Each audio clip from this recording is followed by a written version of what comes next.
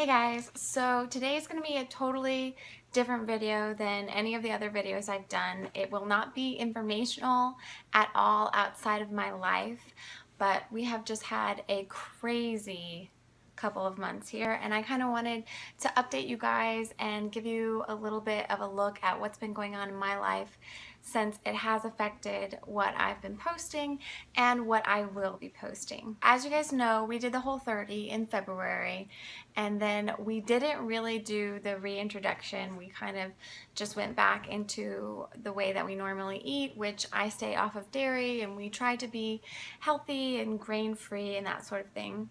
So right around Passover, which was April 10th, my husband came home from work and was sick, and he had a fever. Didn't want to eat anything. The fever only lasted for about 2 days, and then he seemed to be still not regaining his appetite. My husband has always been one that you can never fill up. Like, he's always hungry. He just eats everything. Right after Passover, we had a trip planned to go visit my family. And while we were gone, I guess my husband continued to get worse and really sick. And he ended up going to the emergency room, and they diagnosed him with ulcerative colitis. They gave him a prescription for steroids, and they told him that he should feel better in 3 to 4 days. The same time, he also started going to a functional medicine doctor because we are really natural and we like to approach things from a holistic standpoint, trying to figure out what caused these things, what we can do, lifestyle change, diet change to make them better. So he was going to the functional medicine doctor, and he was on the steroids. Me and the girls were in Chicago having a great time. We didn't talk super often because he was busy with his class and I was busy visiting. And so I didn't know that while I was gone, he was losing a lot of weight. We were gone for 11 days and he lost about 30 pounds in that time period. And I guess he had also been losing weight before that, but because I was here and because it was more gradual, I hadn't really noticed. But when I came home and when I got off the airplane and saw him, I cried because he looked like a skeleton. My husband is a very fit, broad-shouldered fireman. He's, you know, a fit guy, and he looked like a skeleton. I mean, he was just gone. I mean, it was quite a shock. And you know, I just kind of rode home in a daze, and he picked us up from the airport really late. It was really late at night. Every time I looked at him, I kept crying, and he kept getting angry because he was like, he wasn't himself either. And I think that was partially because of the steroids and partially just because of the stress and pain that he was in. But you know, he's a really bubbly, fun-loving, just super sweet individual, and he was cranky and yelling at the girls and getting mad at me every time I showed concern, which is not him at all. But so we got home really late that night, and he went straight to bed, and then he was going to work the next day. And as a fireman, he works 48-hour shifts. So he got up really early the next morning and went to work, and I was calling him, just begging him to come home, to go to a doctor. We could go to the ER, and trying to convey that I think this is really serious. We need to do something.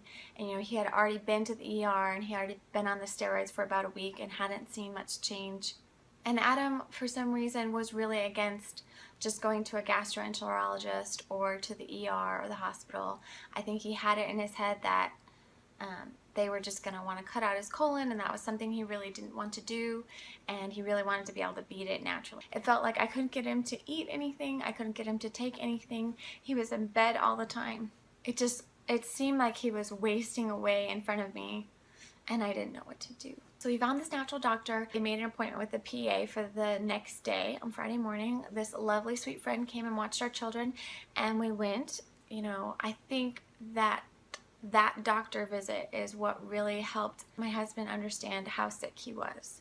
His heart rate was through the roof. His blood pressure was really low. and he weighed 152 pounds.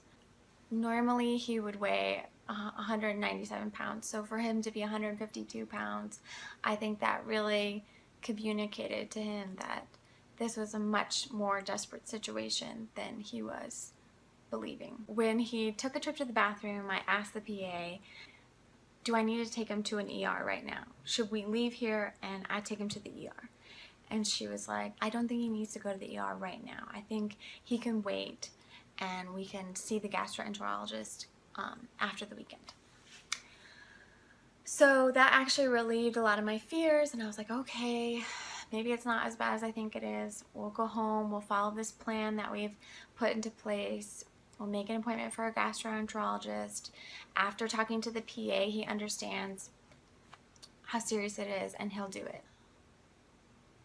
Just like a couple hours after that, I got a call from the PA and she was like, change of plans. You need to take him to the hospital today. And he's just really not in a good place. I think he needs to be in the hospital.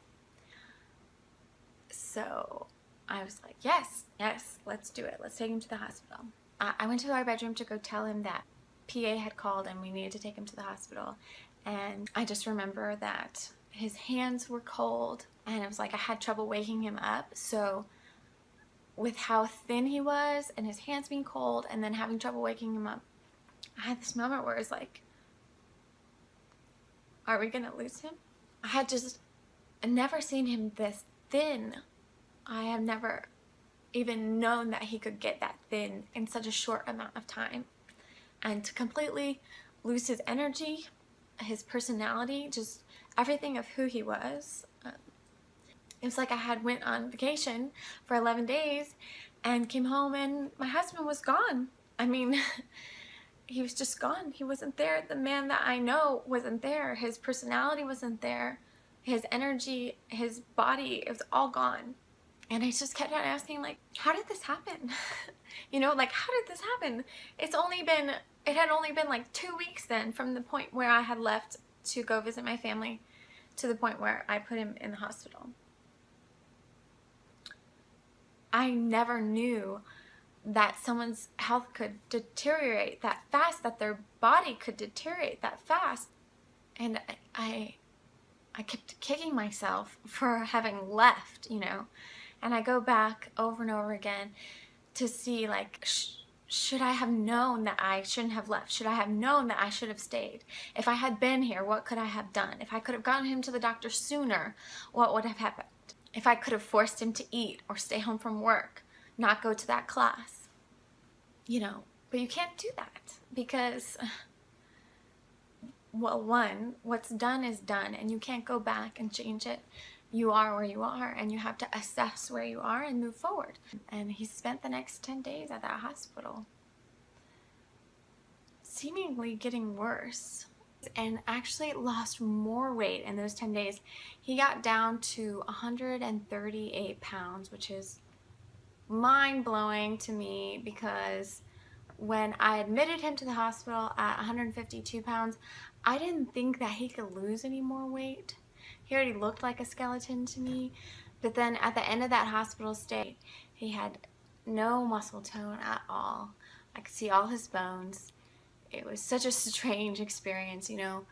My husband is such a energetic, active person. It was a really, really surreal experience to see him so weak. I mean, we tried to go for a walk one day and his walk was like a shuffle, you know. I had to like take a step and wait because he was really, really slow.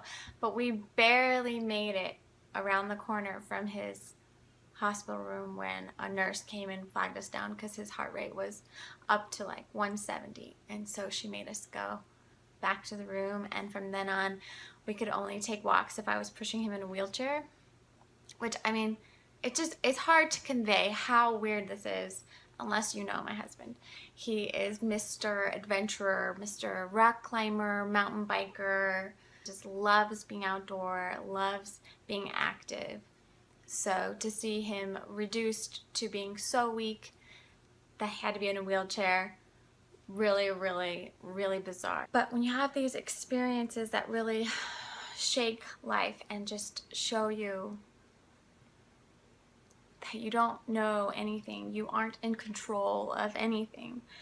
I think it's really important to take stock and to reevaluate, and as you go forward in your life, remember how precious those moments are with your loved one. You know, in that time where my husband was away, I missed all of the things that normally annoy me about him. I missed his feet touching me at night. I missed hearing him eat. I missed just having him there.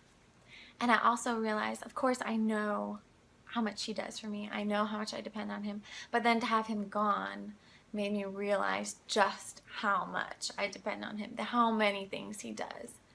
It's one of those things, though, that makes you realize that, yes, life is as fragile as you think it is, but you are not. I know that that is in part to my faith. The Lord really held me up and supported me and held me together, you know, during this time where I lost a huge rock in my life.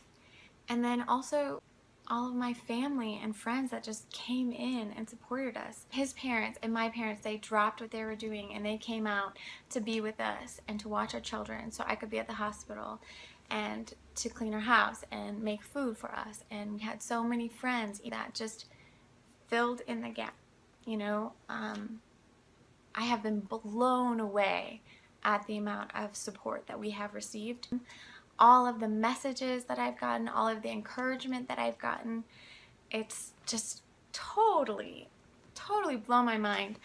And it just gives you so much faith in humanity and just joy in who people are. I mean, people are capable of so much love. So often I feel like in our news today, we really amplify the way that people hate on each other and tear each other down, but that is not all that's out there. There is so much good that happens. People are capable of so much love and so much good.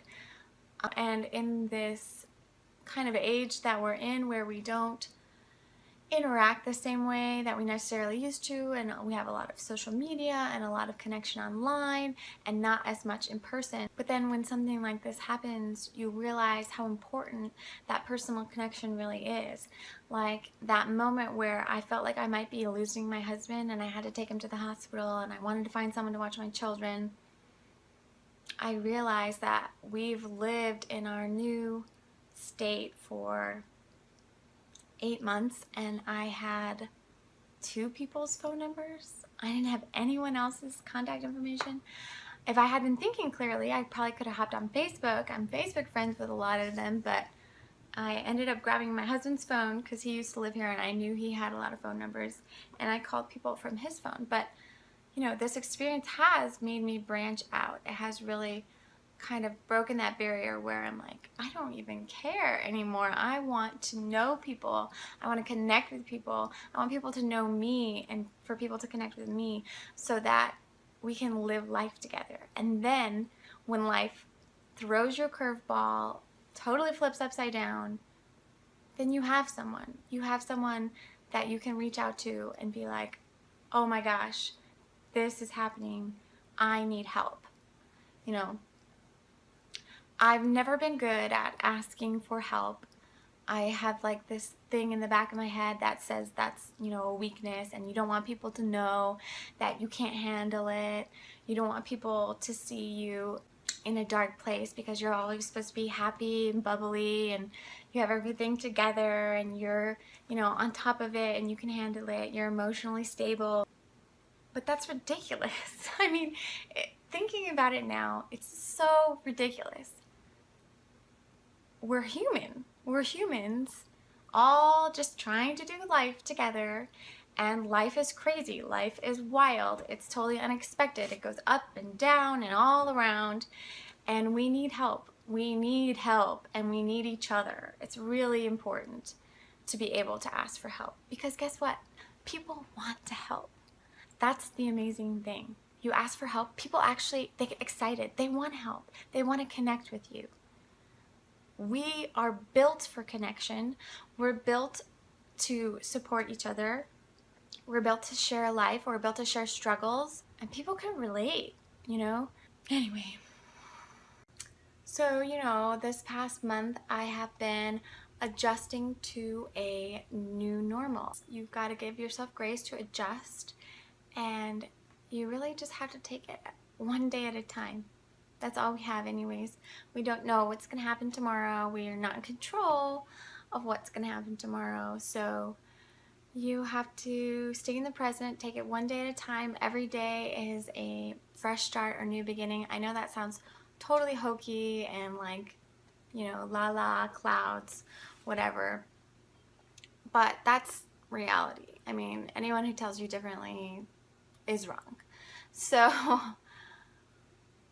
enjoy the present, enjoy today, make a plan and go forward on it, but be ready for big changes because you never know. If you made it all the way to the end, thanks for watching. I love you. Beautiful people. Go out there and live a beautiful life and share it with all of the beautiful people in this world and just, enjoy.